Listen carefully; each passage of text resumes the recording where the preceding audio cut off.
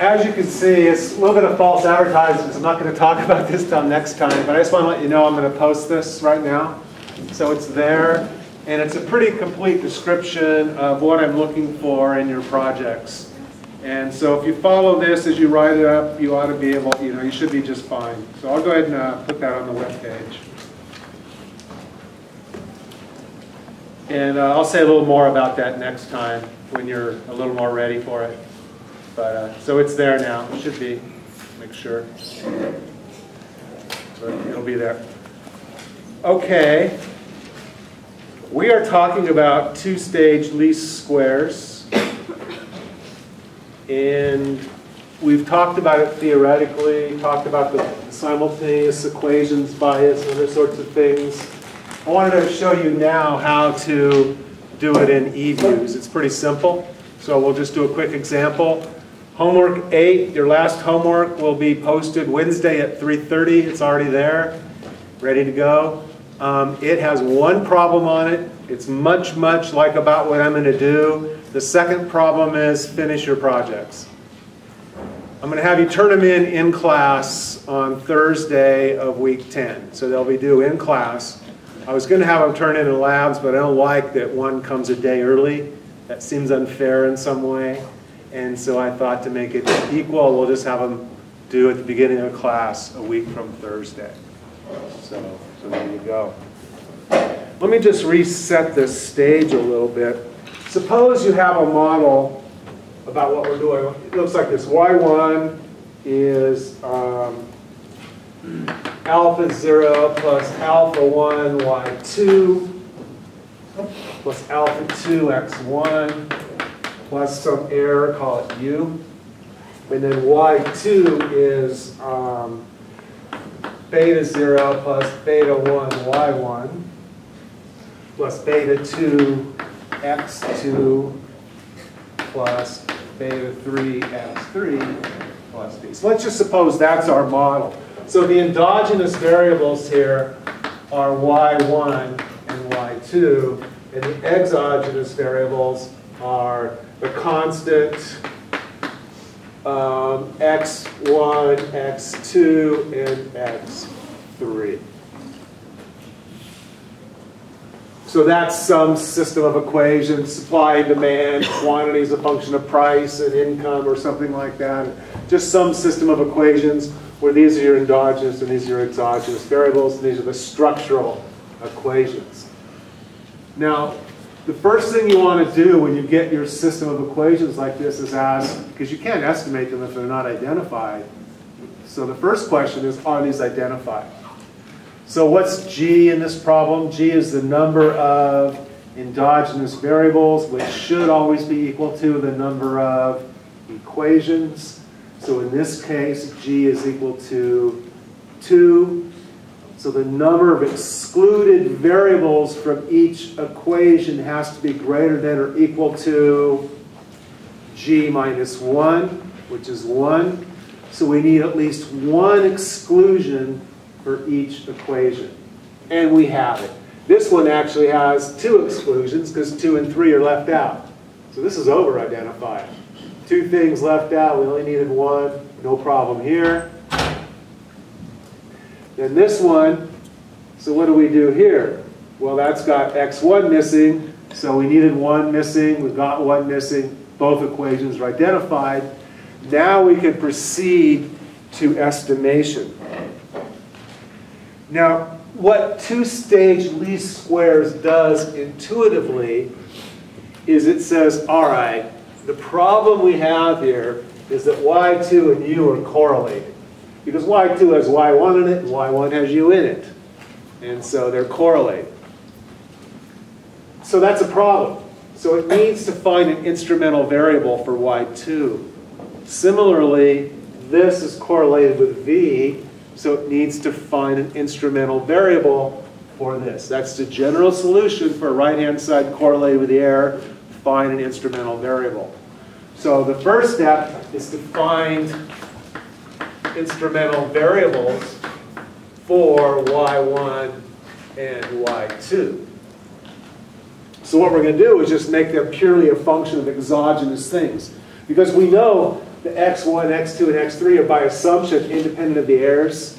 So if we make these functions of x1, x2, and x3 alone, they're not going to be correlated anymore. Okay? And so we're going to use estimates of these things. So we know, for instance, that y2 is correlated with x2 and x3 because it's in the equation. We also know y1 depends upon x1, so implicitly y2 depends upon x1 as well. Similarly here, y1 depends upon x2, it's correlated with it. It also depends on y2, so it depends upon x2 and x3. So both y1 and y2 depend upon all the x's. We can extract just the x part, and that part will be uncorrelated with the errors, but it will be correlated with y1 and y2. So we simply regress y1 on a constant, x1, x2, and x3, and that gives us y1 hat. It'll be like beta naught hat plus beta 1 hat x1 plus beta 2 hat x2 plus beta 3 hat x3. So you just get your predicted value like that. Then we regress y2 on the same things. That gives us y2 hat as, oh, I don't know. Oh, I shouldn't use, I'm sorry. I'm going to change these. I screwed your notes up. I apologize. These are different coefficients than these, and I don't want you to mix them up. I just was using beta in a general sense there. I don't want you to mix that up. So let me just call it, I don't know, gamma 0, lambda 0, plus lambda 1, lambda 2, lambda 3, since they really are reduced forms. And this one will be gamma 0 hat plus gamma 1 hat x1, gamma 2 hat x2 plus gamma 3 hat x3. y1 hat and y2 hat are the instrumental variables. They're going to be correlated with y1 and y2 because both depend upon x1, x2, and x3. So they'll be correlated. We're running a regression and taking that part out. But they'll be uncorrelated with the error term because they depend just upon the x's. So this gives us instrumental variables. The second stage then essentially is to run this. You use these as instruments. Well, let me say it differently than that. Estimate this system using y1 hat, y2 hat as instrumental variables. So the second step is just estimate this model with an instrumental variables procedure. You estimate each equation with an IV procedure. There's an instrumental variables estimator, there's an OLS estimator. Here you use the IV estimator. And y1, y2 are different dependent variables? Yes. Yes. This is price and quantity, or ISLM, the income and the interest rate, something like that.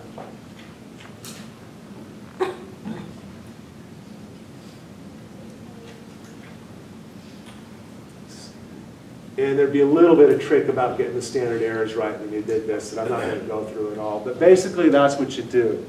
That's the two stages. The first stage is to construct your instruments. Your second stage is to use the instruments to do instrumental variables estimation. And the IV estimation then cures the endogeneity problem. It cures the correlation of the right-hand side variable with the error term. Now the way you would do this, and I'll do an example in a second, on the computer that you'd use, is you would do it twice. You'd estimate each equation independently. There's another procedure called three-stage least squares where you estimate these at the same time. We're not going to do that one. We'll stop at two-stage least squares. And that's an equation by equation approach. We estimate this one, then we estimate this one. So what's going to happen, we're going to load in our data, name our data, do any kinds of transformations that we need, blah, blah, blah, all that sort of stuff. Our data's sitting there. We want to run this equation. So when we hit the two-stage least squares button, it'll bring up two boxes. This one's for the instruments, and this one's for the model. So in this case, to estimate the first equation, you would just say y1 c y2 x1. So that's just this equation right here, right?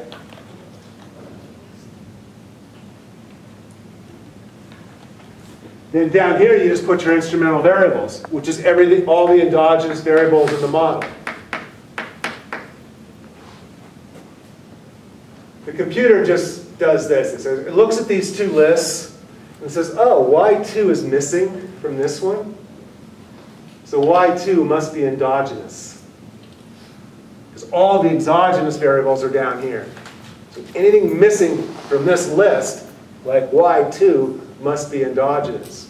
That's on both lists. That's exogenous. That's on both lists. That's exogenous. So it says, okay, what I need to do is run this on this. That's the first step. And then to use that to do IV on this. So it just uses this data to do what we just talked about. So then you just punch the button and it's done. That's how you estimate the first equation. That's simple. Second equation, the instruments are going to be the same. C, X1, X2, and X3, all the exogenous variables. What will differ is the model is different. Now you're regressing Y2 on a constant Y1, X2, and X3. If my memory is right. Looks right for once. And so that would estimate that second system of equations. And you'd be done. That's it. You've got it estimated. Has to be identified.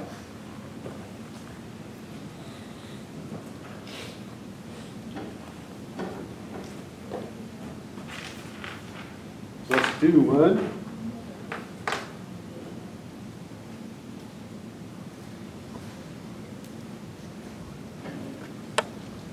This is the same data set that will be on your homework.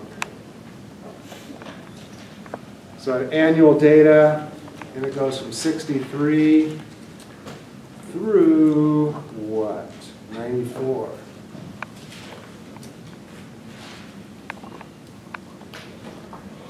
The data set is called, doesn't really matter, macro 2. It's the same data set that has a little bit different name on yours. There it is. And the variables on it are, I use CO for consumption because I can't use C because that's a reserved name for the constant. So I had to use something else for consumption, so I call it CO. Government spending, G. Let me put these in caps. Consumption, government spending, investment, money, I believe that's M2. An interest rate, GDP, disposable income, hit the right buttons. YD is disposable income, income minus taxes. This is taxes, and this is net exports. So consumption, government spending, investment, money, interest rates, income. This is for an ISLM model. You can estimate an ISLM model from these data if you want. Let's hope this works. Did I do this right? I know net export should have some negative numbers in it, and it does, because we are not very good at having positive net exports. That looks right. So that looks like the right data. So what I want to run here is a very simple model.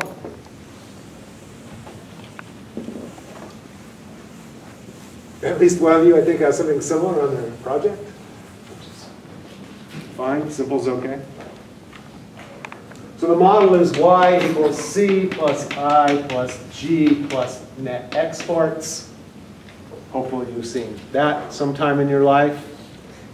Consumption equals A plus B times disposable income plus an error. That's what I want to estimate. Say I'm interested in the MPC, marginal propensity to consume. Maybe I am. And disposable income is income minus taxes in this model.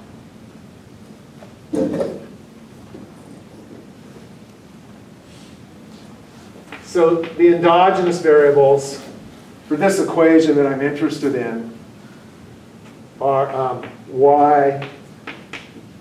Well, this is for the system as a whole. Those are the three endogenous variables. That's for all three equations. Three equations, three endogenous variables. The exogenous variables are the constant, investment, government spending, net exports, and taxes. And that's just by assumption.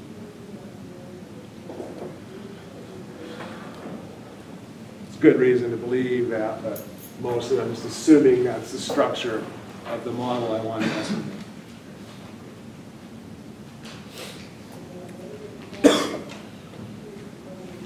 So I want to estimate this equation. It's identified because there's all sorts of stuff excluded. All of these things are pretty much excluded from there. I've got a constant, but no.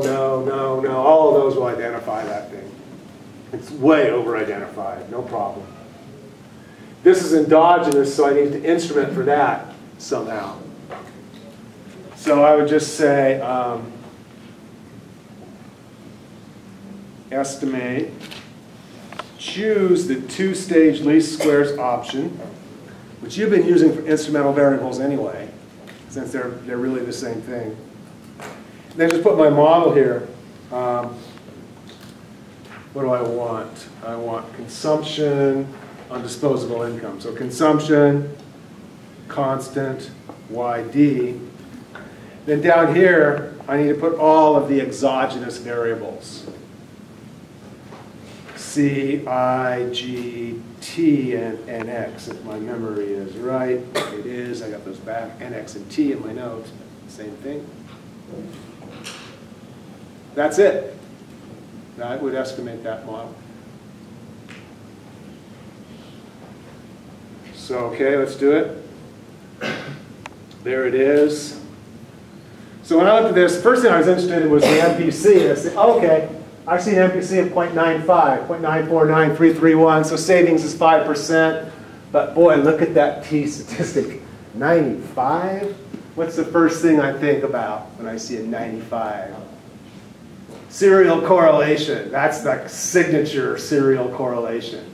So then I scroll down and look at my Durbin-Watson test, and I see a 0.58. I could look up the critical values. That's significant. There's no doubt in my mind. I'm not going to bother to do the test. Formally, I should. But I would find there was serial correlation. So I should probably correct this. There's a couple of ways to correct it. One is to just add lags. Let me try adding a lagged endogenous variable and see what that does. One way is just use the AR estimation, but you don't know how to do that with two-stage least squares. So let me just try to fix this. So let's estimate the equation. But this time, let's use one lag and see if that helps. So what's my model? Consumption on a constant and disposable income. And I want to add the lag of consumption and see if that fixes the serial correlation problem. And then I'll put the same interest as C, I, G, N, X, and T, same instrument set. Oh, I got one more, and C1, because now I got a new exogenous or predetermined variable in the model, C1. That has to go in my instrument set, or it'll think it's endogenous. If I don't put that there, it's going to think C1's an endogenous variable and instrument for it, and I don't want it to do that. I'm not sure, but it might be C minus 1. Is it? Yeah. For lagging. Are we doing consumption? It shouldn't be CO. Down here? Yeah, are we lagging consumption? Oh, yeah. Nice catch. Minus 1? I think so. Thanks. Package I use, RADS, it's +1, and I make that mistake, so. Probably one of the top ones, too. I probably do. Where's that? Oh, yeah. Yeah, I do. I know probably about that one. I think we can say that almost surely. It's a statistical term. Does that look better? Shoot, I did last night with a +1. I know that's going to fix it when I go to 2 lags. I have no idea what's going to happen now. So let's find out. The Durbin-Watson's better, 1.12. I should probably add another lag. Now there's one weird thing though. Look at the, you say, oh gosh, 0.316, that's not good. What happened to the MPC? It turns out when I have a lag endogenous variable, if you run, say, consumption is A plus B, YD, T plus C, C, T minus 1, plus an error.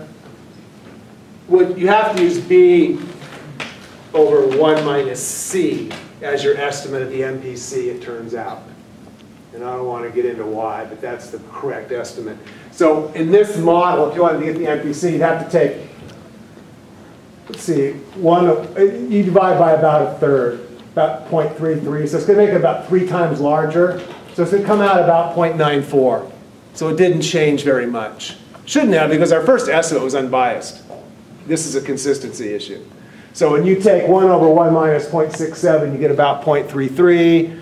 1 over 0.33 is about 3. So if I take 3 times YD coefficient of 0.32, I get 0.96, a little less than that because of the way I rounded. So it's between 0.94 and 95, somewhere in that range. So we get about the same estimate we got before, but this is more efficient.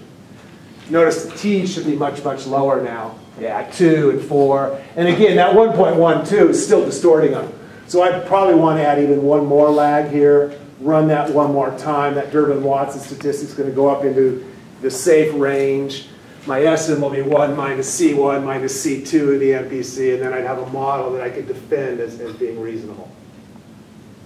And so I took the model, I estimated, I tried to diagnose it, I found serial correlation, and now I'm trying to correct for it.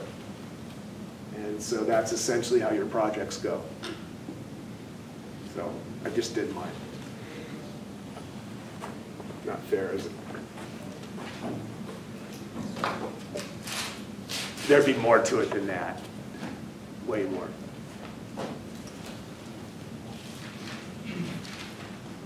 Should I try that? One more lag? I have no idea what will happen.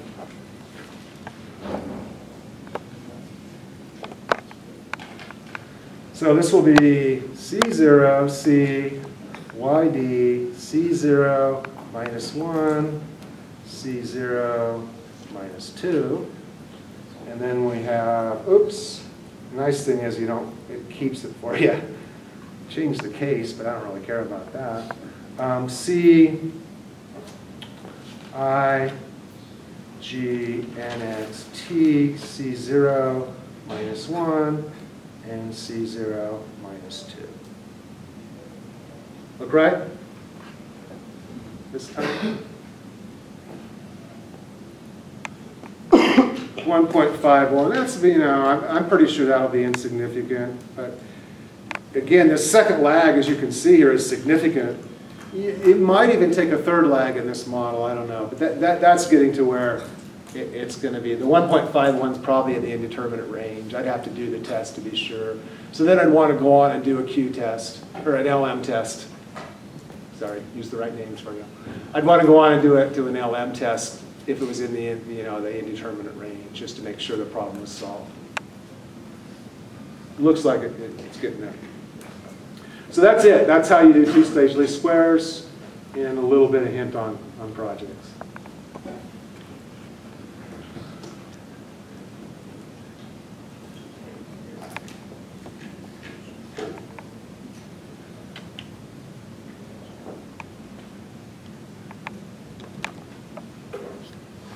Two more big topics, Maybe we'll get to one more, but I'm not going to ask you much about it if we do, because it'll be really hard, and I'm probably better off doing a review.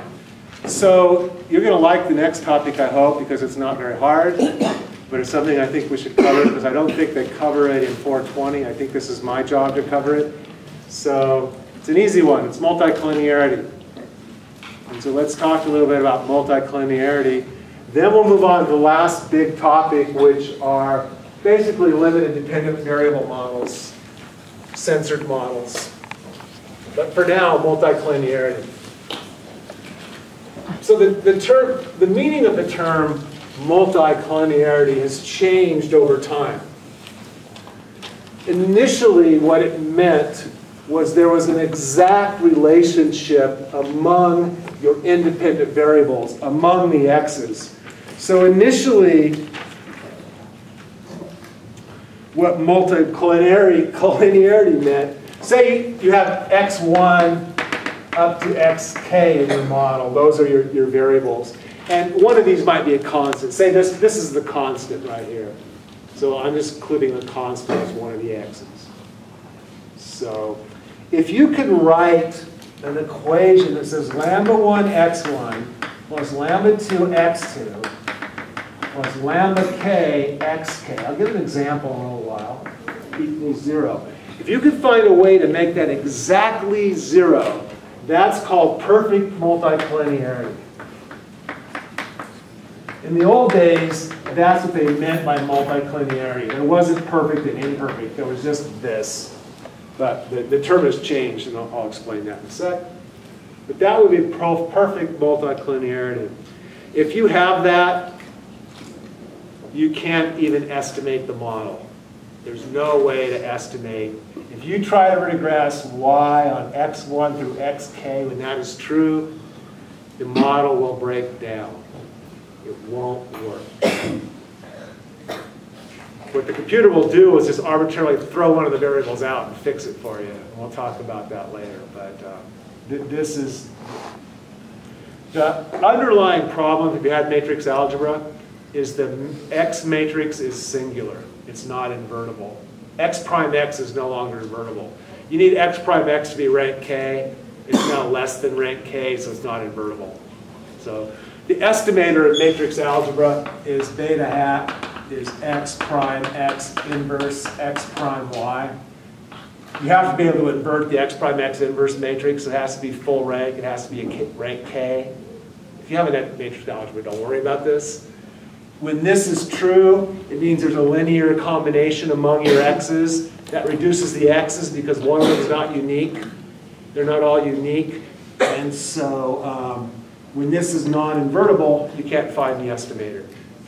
And so technically, that's what the problem is. Intuitively, it's easy to understand. What this means is one of your pieces of information is redundant. One of your pieces of information is an exact linear combination of the other ones. This says, for instance, that x1 is minus 1 over lambda 1 times lambda 2 x2 plus lambda k xk. It says this piece of information you already knew. If you knew x2 through xk plus these coefficients, you would already know what x1 was. So when someone tells you what x1 was, it doesn't do you any good at all. It's redundant information. So when you put it into the regression, it doesn't add anything new whatsoever. And that's basically what messes it up, is it's old information. It's stuff the regression already knew about. And so when you put something in twice, it gets all confused because it has to assign a coefficient. See, the simplest case of this would be x1. Let's say that x2 equals x3. So I'm trying to run a model. Y equals beta 1 plus beta 2 x2 plus beta 3 x3 plus u. So I'm trying to estimate this model. And these are exactly the same thing. This is height in feet, and this is height in inches. So one's 12 times the other, or 1/12 of the other, depending on which way you look at it. There's an exact relationship among the variables. So the example I just did is that. 12 times this is that. 1's feet, 1 inches. Okay. the regression has to decide when x2 and x3 move, it has to decide what beta 2 and beta 3 are. So what it does is it weights, it looks through the data, sorts through all the data, and says, when does x2 move all by itself, independent of x3? This goes up by 1 all by itself. This goes up by 2. It says, oh, beta 2 is 2. Then it looks for another independent movement. This goes up by 1, this goes up by 2.1. Oh, beta's 2.1. It keeps doing that. And then basically OLS just averages all those together to get an estimate of beta. But it has to find this x2 moving all by itself. Then it does that for x3. It says, when does this move all by itself? Okay, that allows me to figure out what x3 is. Because I'm basically moving x3 around, holding this constant. That tells me what this coefficient is. So it looks for those sorts of things. Well, when this is true, they never, ever, ever move by themselves. They are never alone. There's never any independent movement. They're tethered to their parents by their cell phone. There's no way for this to move independent of this. And so whenever this moves by 12 times it, or 1/12 of it. We decided which one's which. And so when OLS says, what is beta 2, it can never find an x2 that moves all by itself. And it can never find an x3 that moves all by itself. So it can't figure out what beta 2 and beta 3 are. So it just throws up its hands and says, I give up. There's no way to figure this out. This doesn't work. So there have to be some independent movement in your x's for it to be able to sort beta 2 and beta 3. So when these are perfectly related, as they are when this is true, another way of doing it is this, just subtract and I'll get 0. When that's true, when I have a perfect relationship, it can't figure out what the betas are, and the procedure fails. Now, they can be highly related. We can have, this is the way we think about multicollinearity today. We can also have imperfect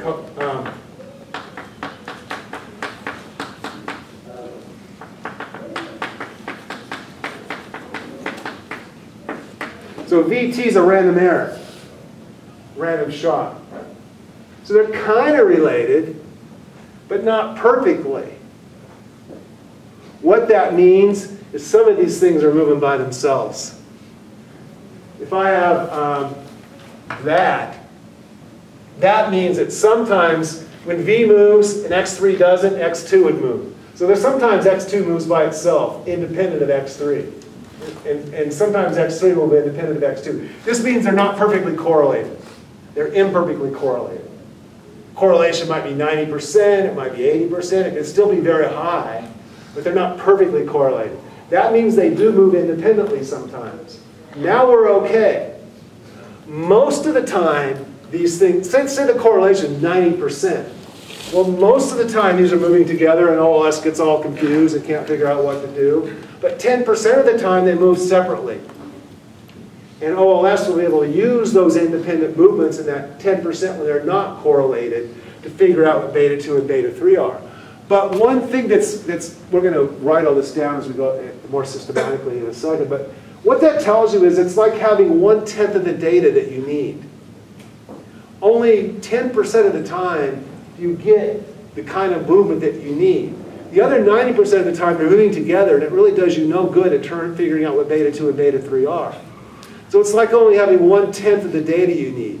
So multicollinearity at its very heart of hearts is just like a small sample problem.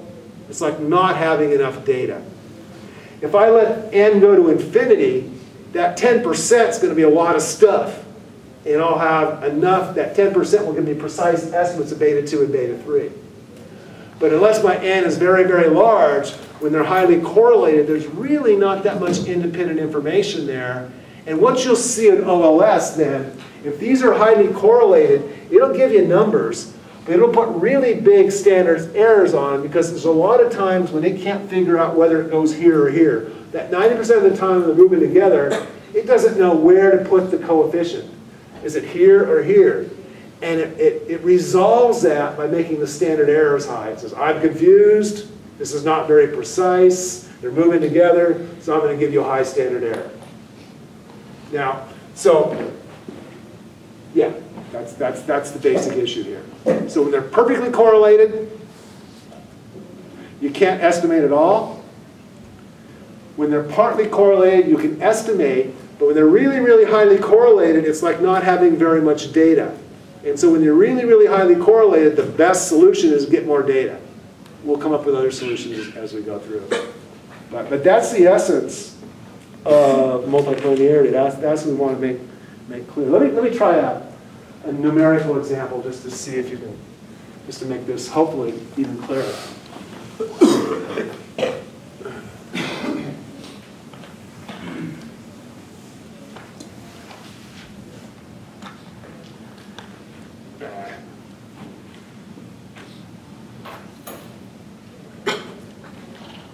So here's x2, x3, x3 star. This is just another x3. I just have two examples. My two examples are going to be that x3i equals 5 times x2i. So that's perfect multicollinearity. So if this is 10, this was 50. If I know this, 15, I know what this is. It's 75. So this is not new information. As soon as I know this, I know that. 18, 90. 24, 120, 30, 150. So x3, if I put x2 and x3 in the regression would fail. Because there's no new information here whatsoever. There's no independent movement whatsoever. There's no way to tell one from the other. Now suppose that I let x3i star equal 5 times x2i plus an error, vi. So the error in the first case is plus 2. So I get 52. Here it's 74. My error is minus 1. Here it's 97. I don't know why I made all my errors whole numbers. If they're all integers, it can't be normally distributed. I probably should have used non-whole numbers at some point. But I didn't think of that when I did it. 109, 153. So it's 5 times it plus an error. Now they're not perfectly correlated anymore. If I put these two variables into a regression, that'll be okay. Because sometimes this one moves all by itself, right? There's some movement in here that's unrelated to the other variable. Sometimes this moves and this moves more. Sometimes this moves and this doesn't move enough. And so you can use that information to sort out the coefficients. But there's not a lot of new information here. Most of it, you kind of knew about where this is going to be in each case. And so there's not a lot of new information here.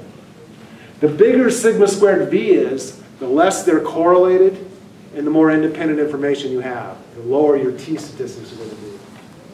So we could put these two things in the model, we'd be okay.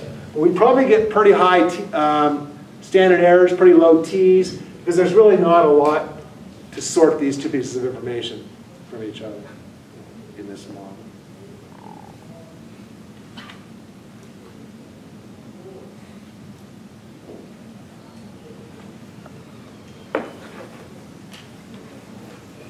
So let's just start summarizing some of these things, and then talk about what to do about it. So the first is if multicollinearity is perfect,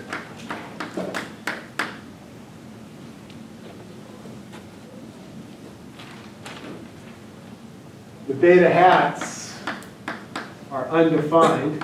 You can't even find them. And this is really the reason, but the sigma beta hats are infinite. You can't tell one from the other. They're perfectly related, so it just makes this is the variance of the estimate. We just make it infinite. So your t would always be 0. Not good. Okay, 2, if it's imperfect, we we can estimate, but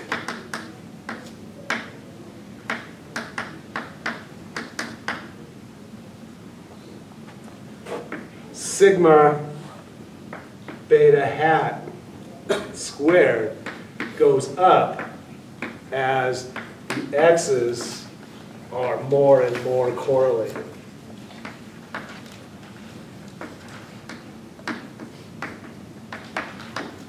That is, t's go down. They're less likely to be significant. Because remember, it's hypothesized by as actual over sigma beta hat. If sigma beta hat goes up, it's less likely to be significant. That's just because it can't tell the x's apart. It can't tell beta 2 from beta 3. And so it just makes it insignificant. It's generally what you see.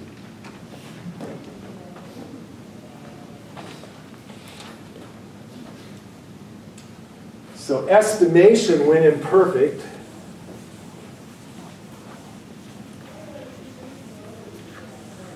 so let's do a new one. So estimation, when multicollinearity is imperfect, some of this will be redundant, but that's all right. It's unbiased and consistent. Only perfect multicollinearity violates the Gauss-Markov theorem. Our estimates are still blue. They're just not very good. They're just not very precise. Okay, but it's still unbiased, it's consistent. The standard errors are big, but they're correctly estimated.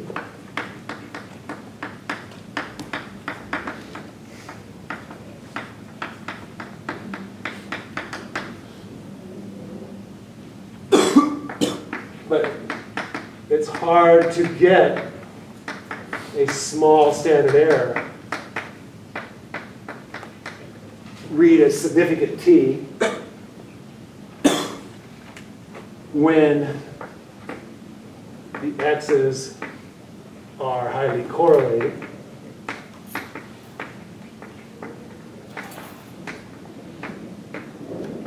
My notes say give the intuition. I've already given it, but you get this? You know why?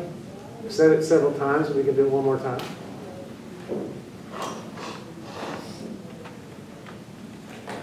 Because there's no independent movement in x2 and x3, it can't tell beta 2 from beta 3. When it can't tell them apart, it's uncertain what their values are, so it just gives a big standard error. So it's that same intuition we've been getting over and over and over and over. But a small number of observations causes the same problems.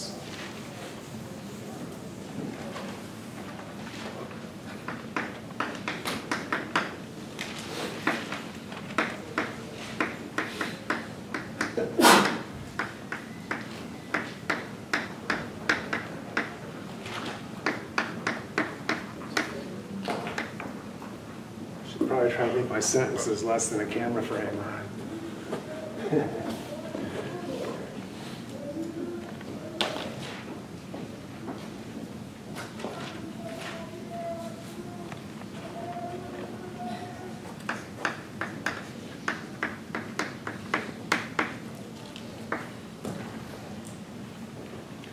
Generally, as n gets small, your standard errors get bigger. We know as n goes to infinity, they collapse to 0, usually.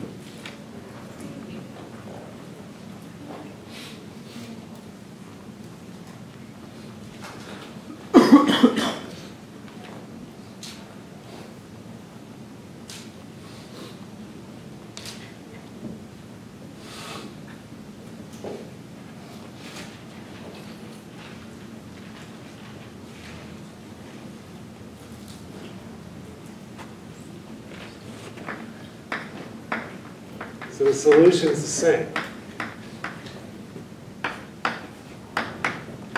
Get more data, which is easy to say, hard to do often, but it only starts in 1959. What do I do? So we'll have to come up with some other solutions. But this is the best solution if you can do it. What you might do in a lab is go do more experiments, something like that. We can't do experiments, and so it's hard to generate more data, but do another survey, those kinds of things.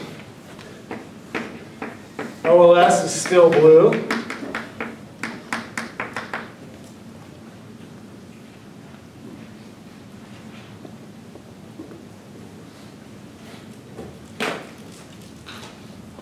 That's not to say we couldn't do better with different x's. If we picked our x's so they were less correlated, we might do better. But given the x's, OLS is still blue.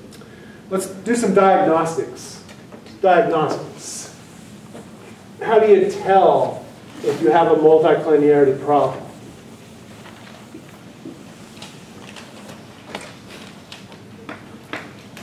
So what's the diagnostic? The best signature of multicollinearity is if the individual t statistics are insignificant, but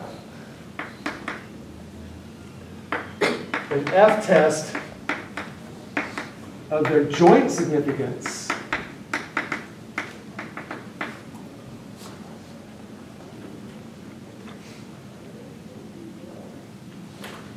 is significant. I don't like that sentence.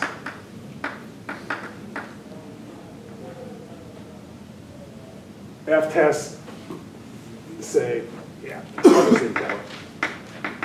so what we're saying is if you have a model, y equals beta 1 plus beta 2 x2 plus beta 3 x3 plus u, we have that model. And x2 and x3 are really, really highly correlated. OLS won't be able to tell these apart, and so it'll give these really big standard errors. So what you'll see is beta 3 is insignificant and beta 2 is insignificant. You'll see insignificant betas in the data. But if you were to do an f-test that beta 2 equals beta 3 equals 0, you would reject. Because together, it's important information. It's just you can't tell one from the other.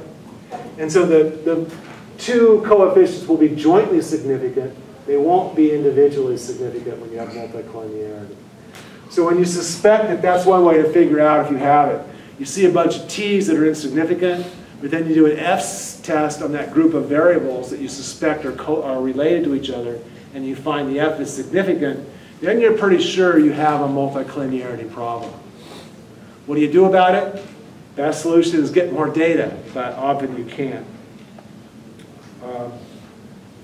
Let me make one more point here, and then go on to more about this.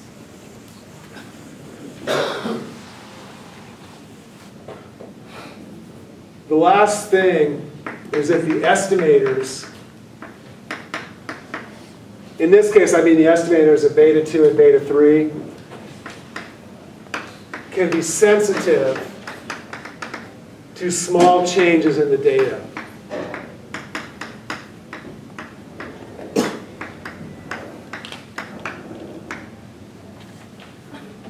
Adding one more observation when you have a lot of multicollinearity can really change beta 2 and beta 3 a lot. That's true when you have a small sample. If I have 7 observations and I go to 8, 9, 10, I start getting more and more, my estimates can change a lot. It's just a small sample problem is what you're seeing there. Okay, so what do you do about it? How do you find it? What do you do about it?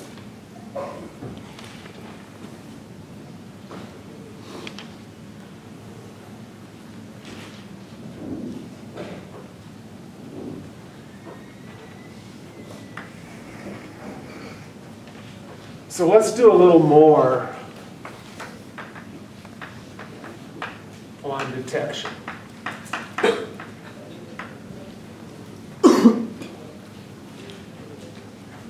So the first and best is the one we just said, which is high R squared joint significance, but the T's are insignificant. So you look at your R squared, boy, I'm explaining a lot of the data, but none of my T's are significant. How the hell is that happening? Well, all of your data together are important, but individually, they're hard to tell apart. That's what that would be telling you. And so in this case, you would suspect multicollinearity. You can do a correlation matrix fairly easily. So you take your x's and you have it put out a correlation matrix. The correlation of x1 with x2, x1 with x3, x1 with x4, x2 with x3, x2 with x4. You can look at all those correlations. And it's just a single command in most stat packages. You say, give me the correlation matrix. And it does. So you get all the correlations. It's the same as regressing x1, 2 on x3. It would give you this. R squared is basically the correlation. The square root of R squared is the correlation. So if you were to do just regress x2 and x3, this is the data that you get. You can just get the correlation matrix. If the correlation is greater than 0.8 between any two variables, you probably have a problem, and you probably want to just throw one of them out.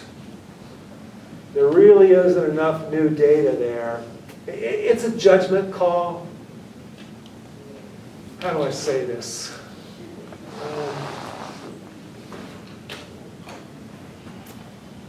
If I'm regressing, say, consumption on income, disposable income, and wealth,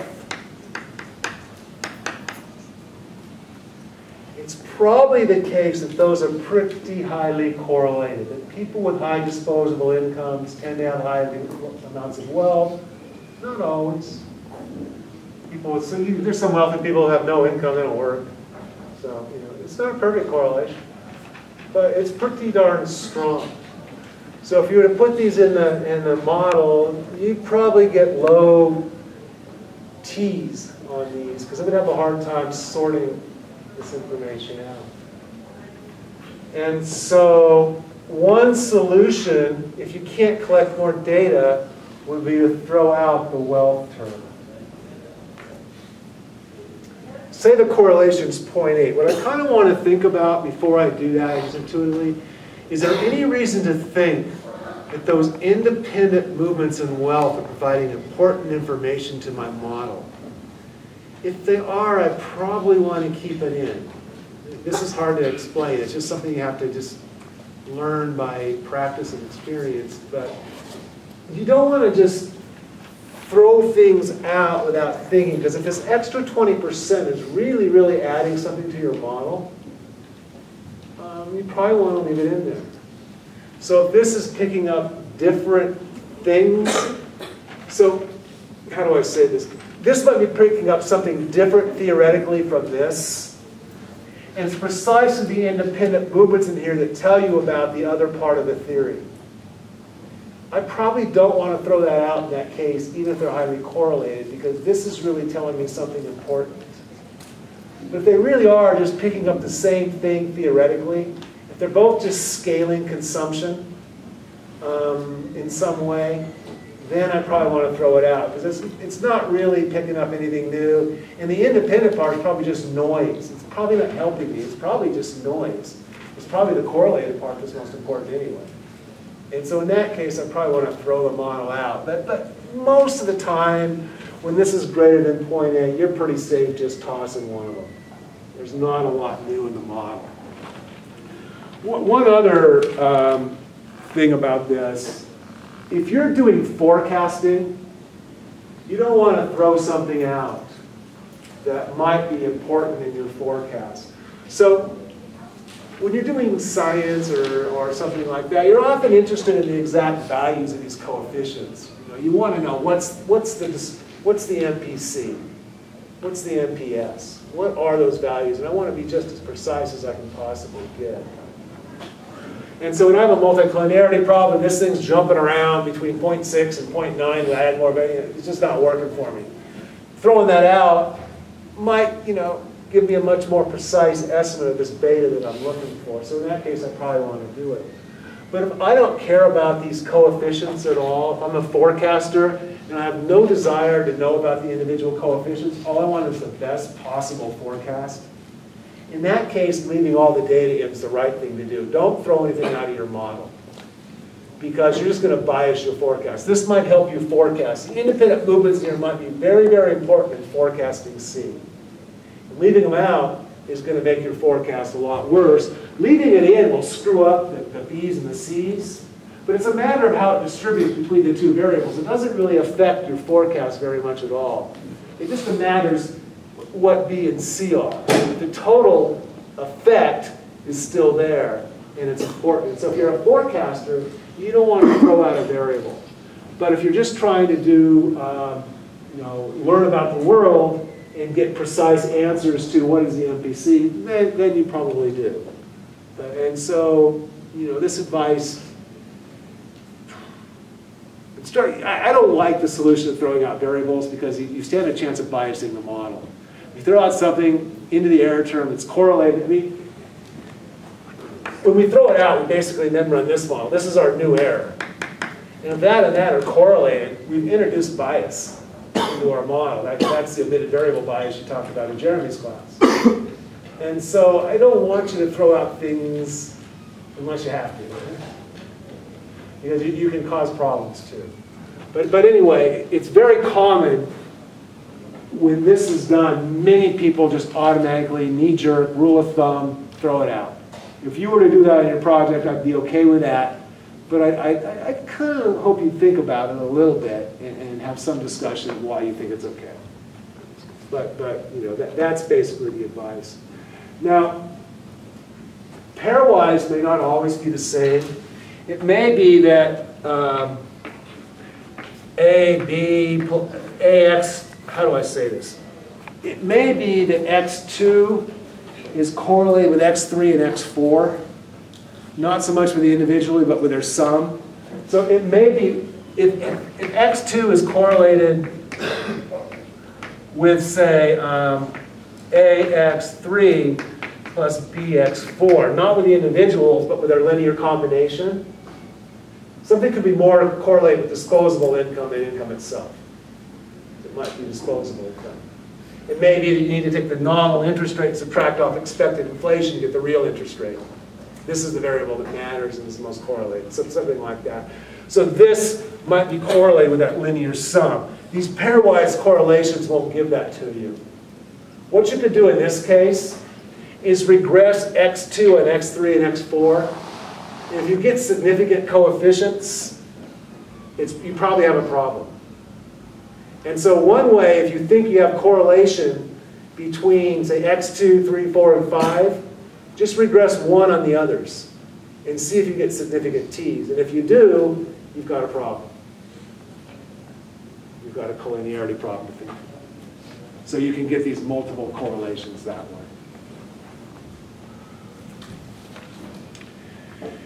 There are more advanced tests that rely upon eigenvalues and eigenvectors and principal component matrices. We're not going to do those. So basically, your diagnostic is to look at the F's, the R squareds, the T's, and to look at pairwise correlations, or perhaps regress an X on other X's to see if you've got a significant relationship. You think more than one X is involved. So that's the basic detection that you can do. Mostly you'll see it with the F's. Mostly you'll see a bunch of insignificant T's. You go, oh crap, I spent a quarter on this model on nothing significant? Great. Then you'll say, oh wait, maybe these are correlated. Then you do an F test. Oh, I have multicollinearity. All is not lost. You throw one out and suddenly the other variable becomes significant. So it's something like that. What to do then?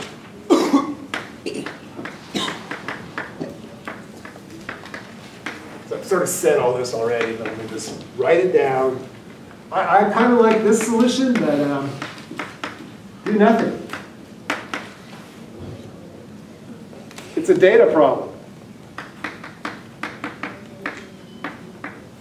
It's a data, small sample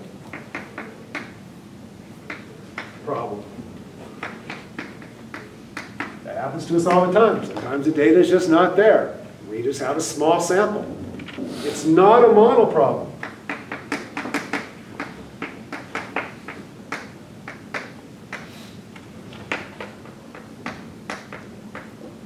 There's nothing wrong with that model that has both wealth and disposable income in it. That's the right model. That's what theory says ought to be.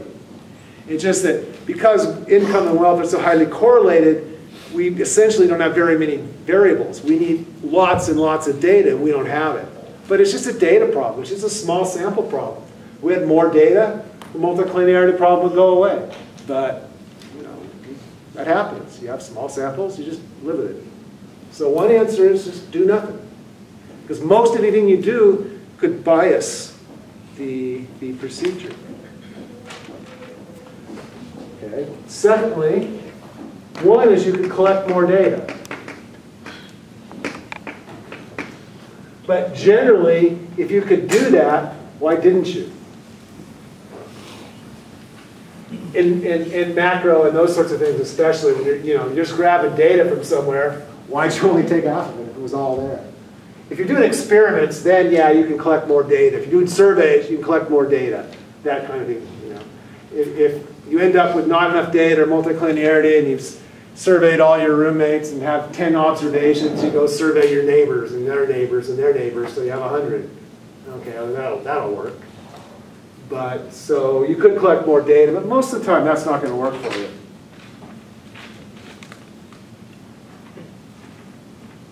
You can drop a variable.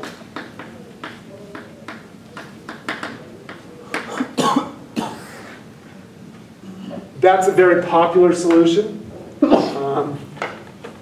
You can see I have a hard time just telling you to do it, but a lot of people would tell you to do it. And so that's a fine solution, I suppose, for them.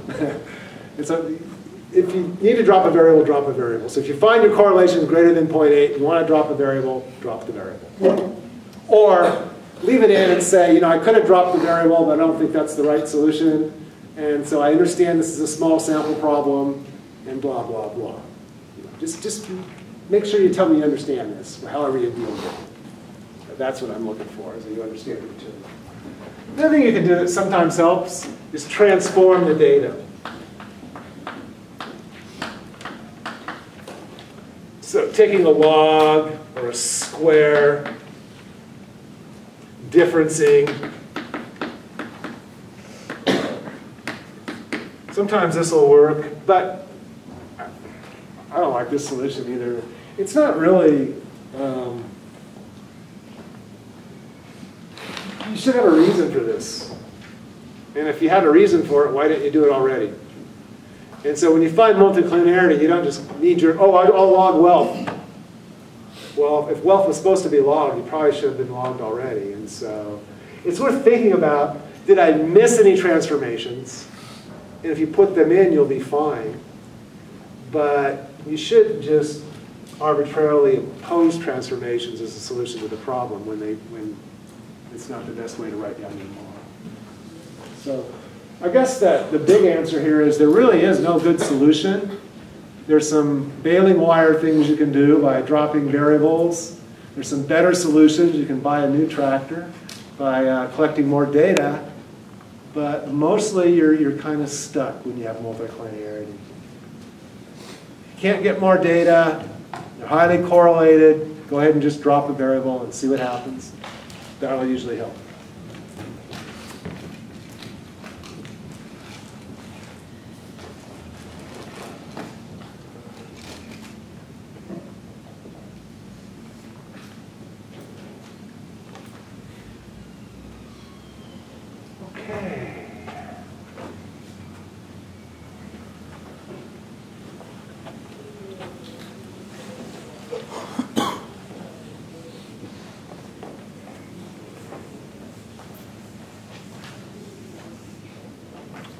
going to do one more thing here before we move on to the next topic.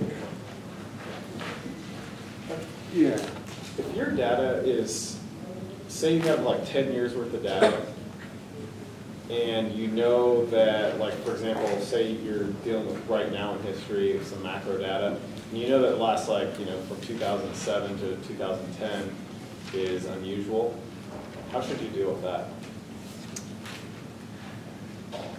Several ways. One is to do 2 samples. So you just estimate it up through 207 and then up through 20111 and see if you get substantial differences in the 2 answers. If you don't, stop, because it doesn't matter. If you do get substantial differences, then it probably means that your coefficients are changing a lot at some point in time. So one thing you could do then is use dummies for the unusual period.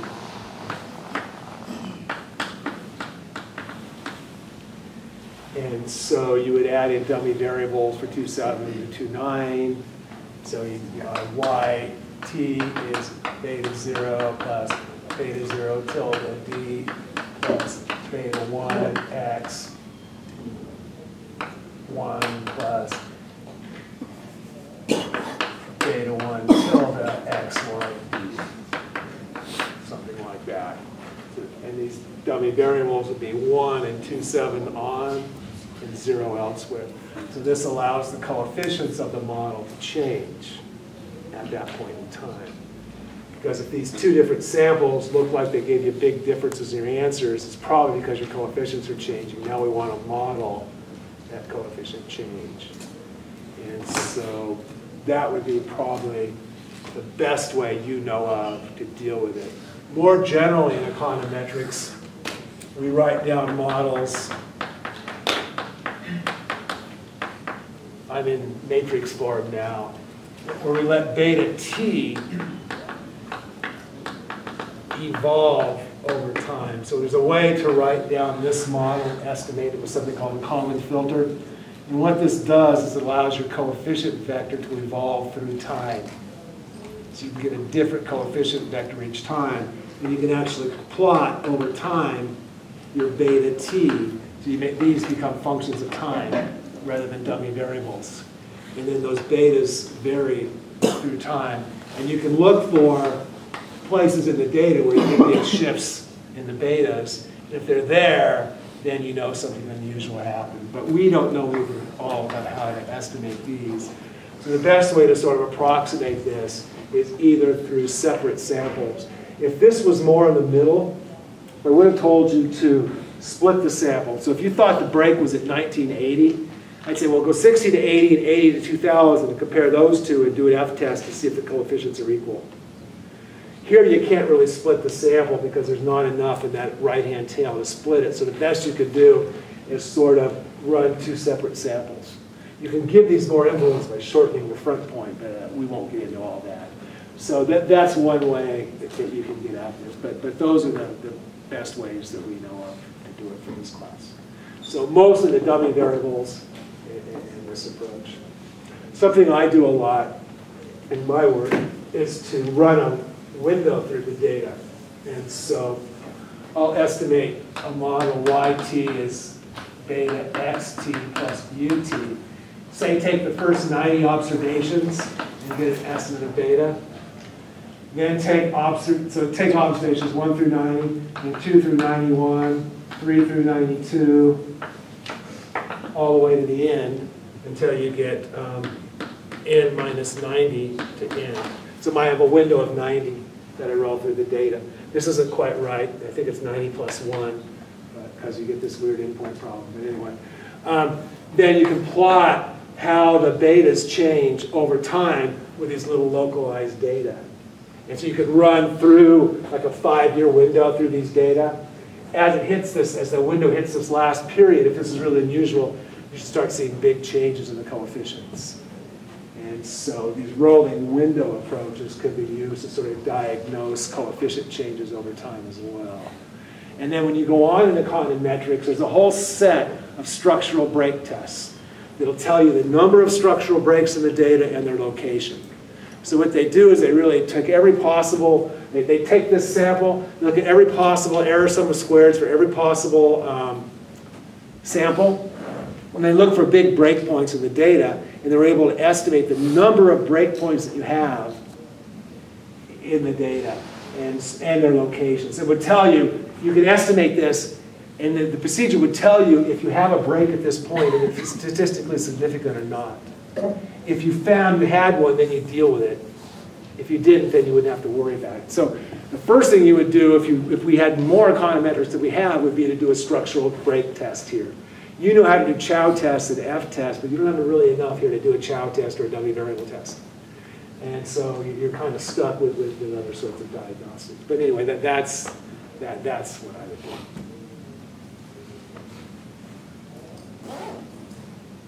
The main question is whether this period is only unusual in terms of the way the data looks, but the model itself is the same. So as long as the betas are all the same, there's no problem with the fact that the data is weird. In fact, weird data, big spreads in your x's, actually give you more precision. So just because you have an unusual time period, as long as your betas are clear, that's what you want, because the bigger the spread in your x's, remember, the variance of beta hat, sigma squared over x prime x, sum of the x's squared, x minus x bar. The bigger the spread from x bar, the more precision you have. And so this could give you much more variability. It's like pushing your experiment to different extremes and making sure that things work. And as long as the betas don't change in this time period, then you want that in there because it's giving you more precision. But if the betas do change, then you've got a problem. How do you tell? Some sort of dummy variable test like this will tell you. But because you don't have any data here, you're not going to get a lot of precision here. And so it's going to be hard to tell. That's what I would do.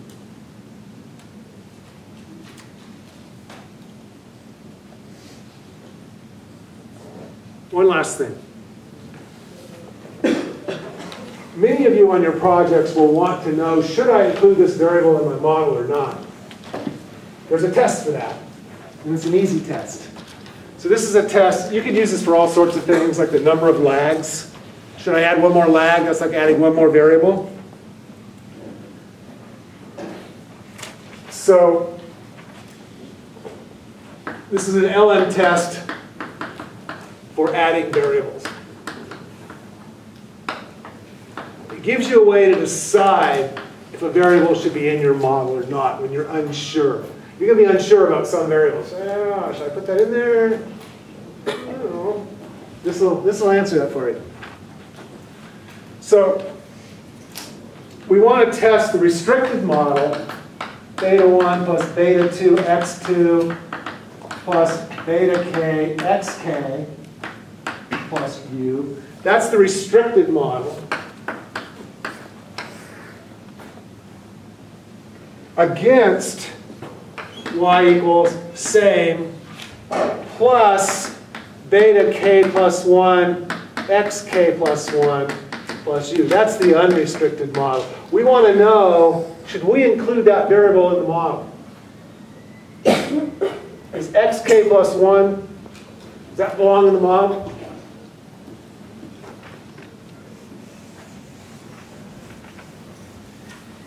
So this is one of those TR squared tests that turn out to be pretty easy. So the first thing you do is you estimate the restricted model. That's the model without xk plus 1. This model, the one that doesn't have it.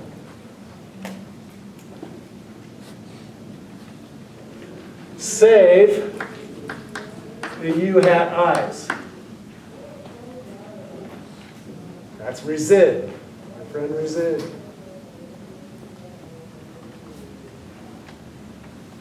To regress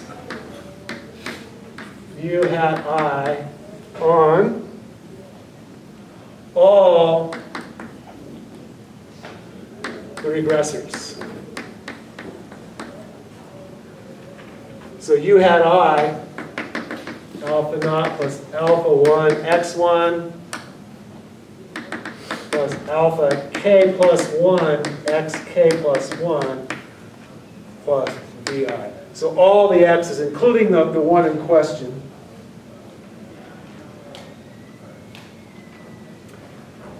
See, what's going on here? If this is really in the model, the error up here has xk plus 1 in it, right? So what I should be doing here is regressing xk plus 1 plus an error on xk plus 1. So it should be significant. Because if it belongs there, it's in the error. So I should pick up a correlation between that and that. So after I run this, I just take nr squared is distributed chi-square with the number of restrictions. Here it's just 1, because I'm only doing, you could do this for a whole set of variables, just as easily. I could ask about xk and xk plus 1, then there'd be 2 of them. So I can do this for a whole set just as easily as I did it for 1. For us, this is 1, because we're only asking about 1 variable. So it's the standard old run a regression, save the residuals, run an auxiliary regression, take nr squared, and you're all set. We will start chapter 10 next time.